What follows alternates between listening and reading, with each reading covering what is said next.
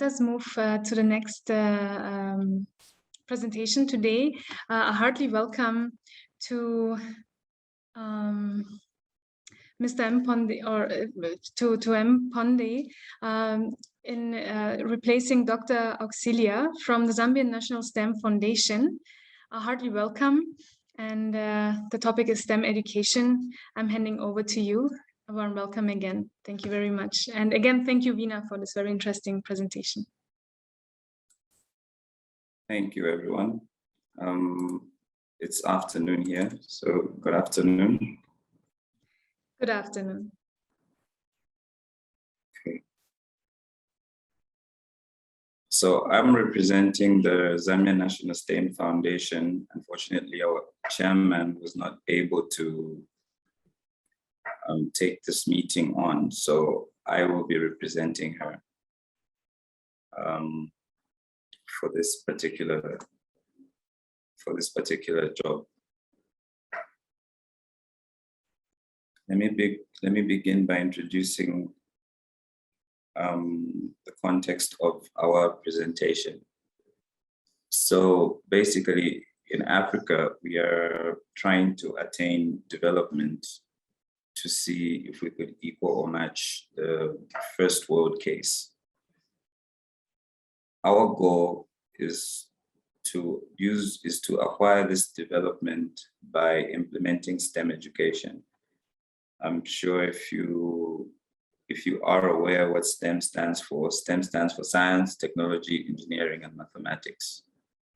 And in our context, we believe that using the model that was set by the Far Eastern countries, we can be able to achieve a reasonable amount of development in a short space of time. I apologize for interrupting. Is it possible to activate the full screen, sir, Mr. M. Ponde? Okay, just give me a second.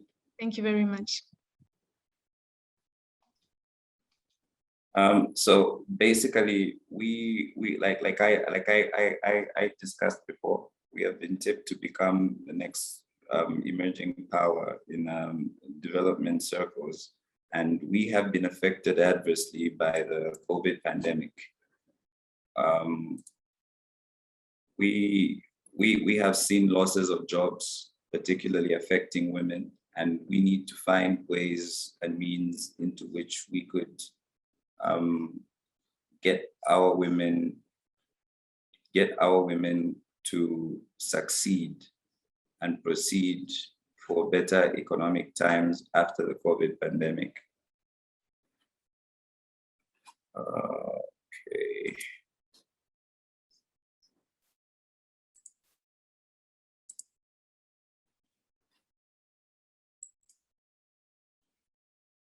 Now, the main gist of this is that we are trying to see how we could get the government to work with us, and also to work with us so that they could enable an environment for women and in general the whole public to benefit from the benefits of STEM education. It has been seen that a lot of us have been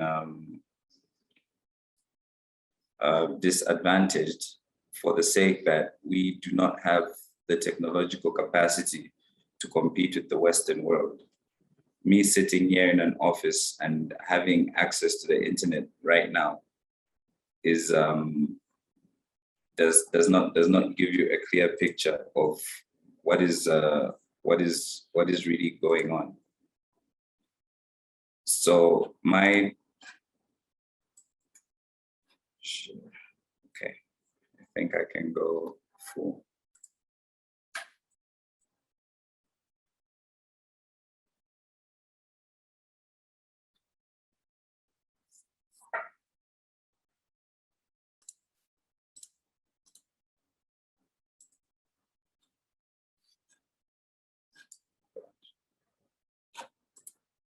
I'm sorry, I don't know, the computer is glitching.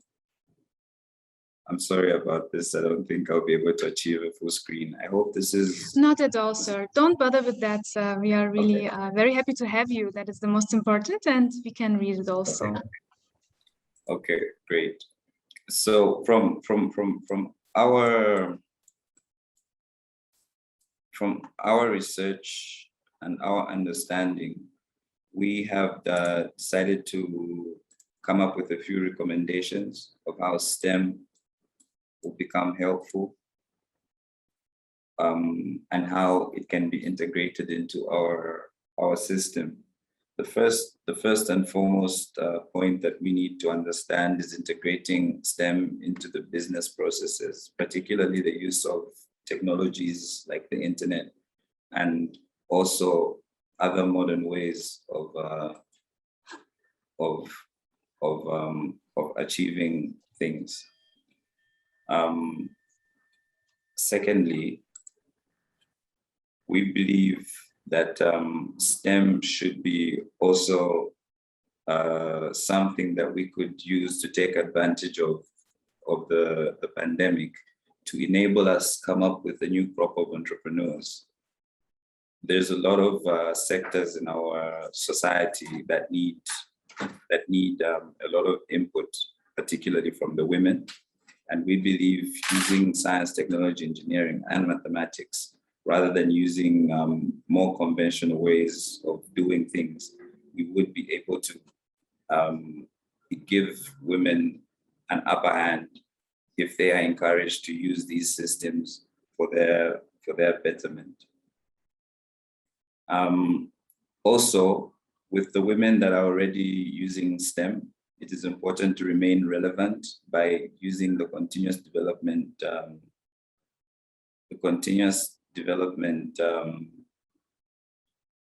continuous professional development.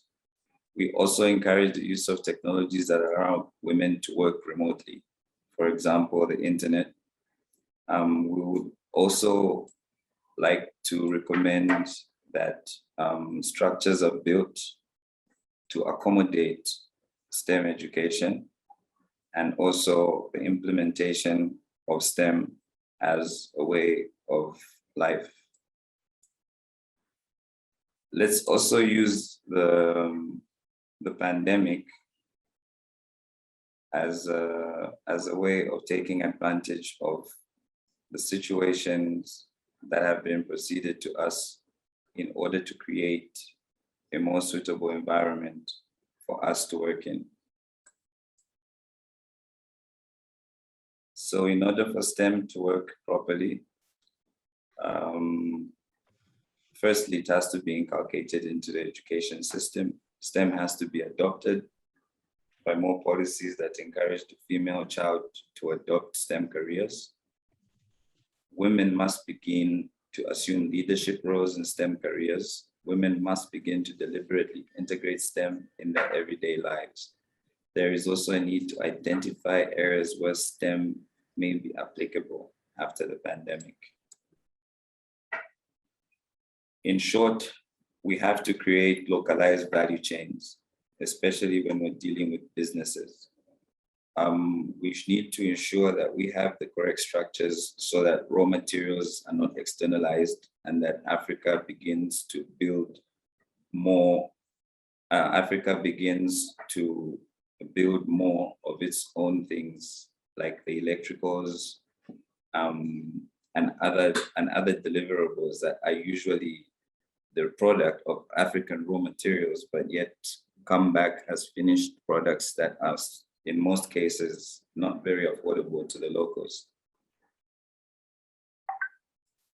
And if it would help as well, would encourage foreign investment that does not disadvantage the locals, creating channels of knowledge and knowledge exchange would also be helpful in this context. And I think just to finish off, I would say the COVID-19 pandemic has changed our lives forever.